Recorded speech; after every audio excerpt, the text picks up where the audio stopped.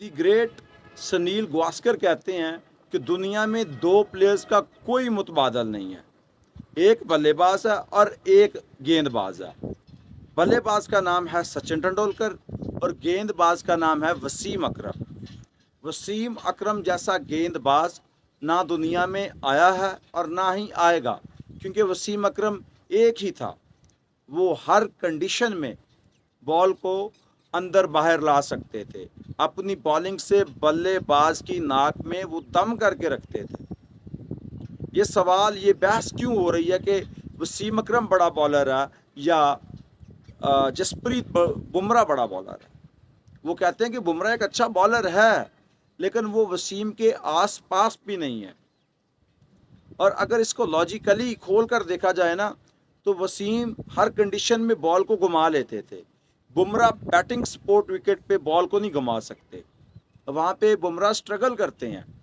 2021 का T20 world cup याद होगा, जिसमें पाकिस्तान ने 152 रन चेज किए थे।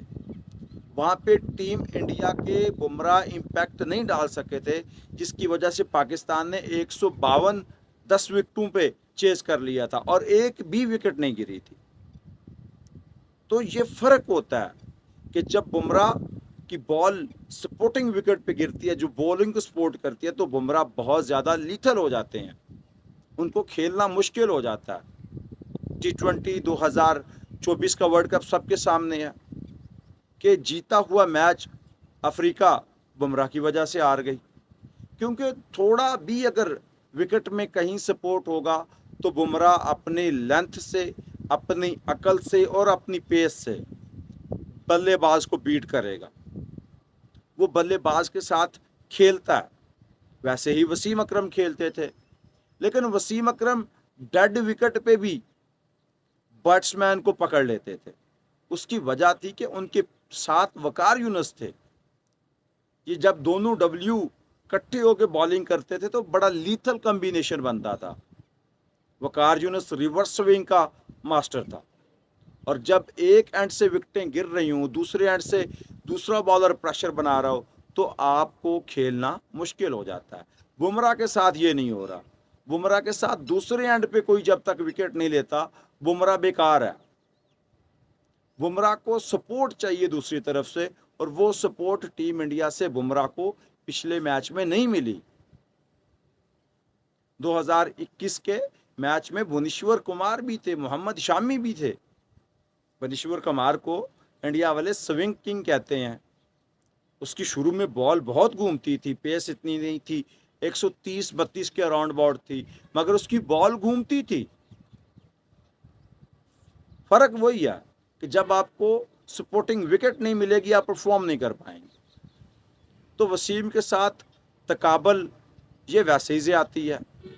और फिर अगर रही बात सचिन तेंदुलकर की, तो सचिन तेंदुलकर का वो नाम इसलिए लेते हैं कि अक्सर लोग विराट कोहली को उनका हम पला कहते हैं। विराट कोहली इस नेशन का बड़ा बल्लेबाज है, इसमें कोई शक नहीं है, लेकिन जो रैकेट, जो सेंचुरीज, जो कारकर्दगी सचिन तेंदुलकर ने दिखा दी है, वो कोई और नहीं दिखा सकता। उसका 100 सेंचुरी का रैकेट नहीं कोई तोड़ सका।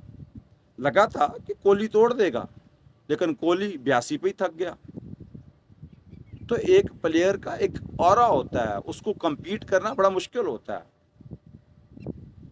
आज की क्रिकेट अलग है, आज से पीछे 10-20 साल चले जाएं तो तब की क्रिकेट अलग थी, कंडीशंस अलग थी, टीम अलग थी। आज टीम इंडिया बड़ी बनी जुड़ी टीम है, बड़ी डाढ़ी मजबूत टीम है।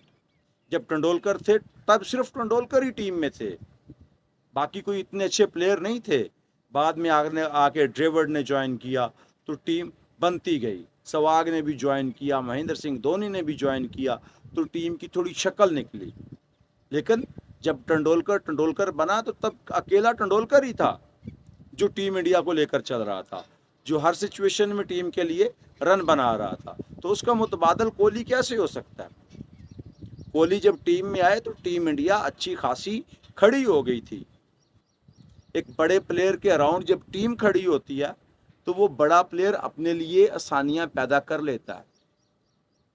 बाबर के अराउंड अगर आपने टीम खड़ी की थी तो बाबर रन बना रहा था, بابر کے اراؤنڈ سے اپنے حصار ختم کیا تو بابر بھی اسٹرگل کر رہا ہے.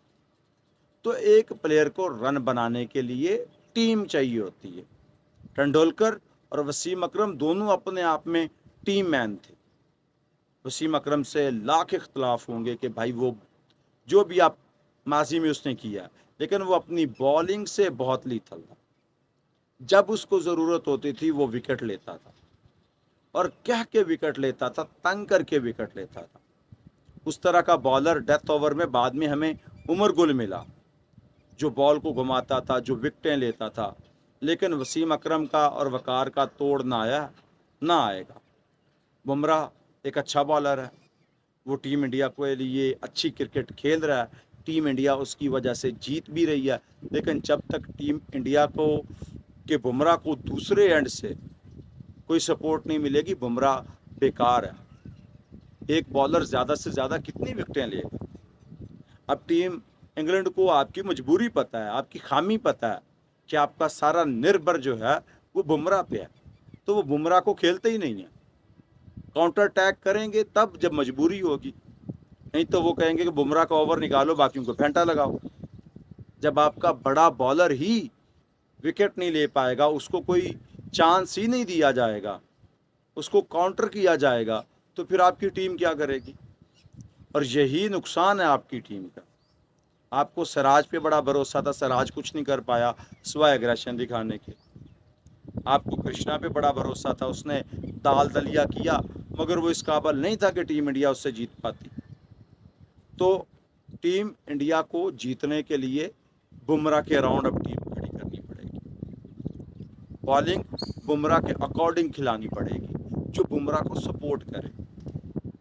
بمراہ اپنے ایکشن کی وجہ سے، اپنی لائن لینتھ کی وجہ سے، اور 6 گیندیں ایک ہی جگہ ڈالنے کی وجہ سے لیڈ ہے. بمراہ کو فرق نہیں پڑتا.